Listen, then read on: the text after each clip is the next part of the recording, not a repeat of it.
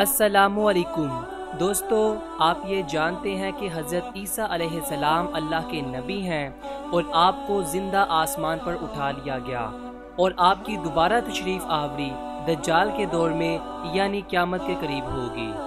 हज़रत मोहम्मद सल्लल्लाहु अलैहि वसल्लम ने हज़रत ईसा अलैहिस्सलाम की आमद की निशानियाँ अपने असहाबा इकराम से कुछ यूँ बयान फरमाईं।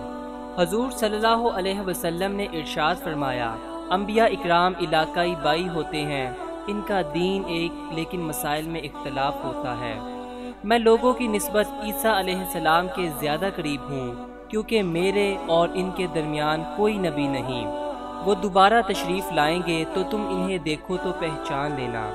दरमियाना कद, सुर्ख व सफ़ेद रंगत वाले सीधे बाल, गोया कि इनके सरे अक़दस से पानी के कतरे टपक रहे हैं, अगरचे वो तेरी दो छड़ियों के दरमियानी फासले से भी ना पहुंची हो।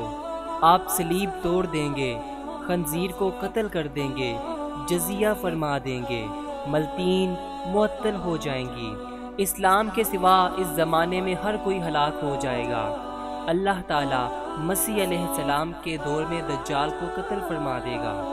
रूह ज़मीन पर अमन व अमान का ये आलम होगा कि ऊँट और शेर, चीते और गाय जब तक अल्लाह ने चाहा वो ठहरेंगे, फिर इनका विसाल होगा और मुसलमान इनकी नमाज जनाजा अदा करेंगे और इनकी तदफीन करेंगे। एक दूसरी हदीस के मुताबिक भी आप सल्लल्लाहु अलैहि वसल्लम ने फरमाया, हज़रत ईसा अलैहिस्सलाम 40 साल तक ठहरेंगे, फिर इनका विसाल होगा और मुसलमान इनकी नमाज जनाजा अदा करेंगे।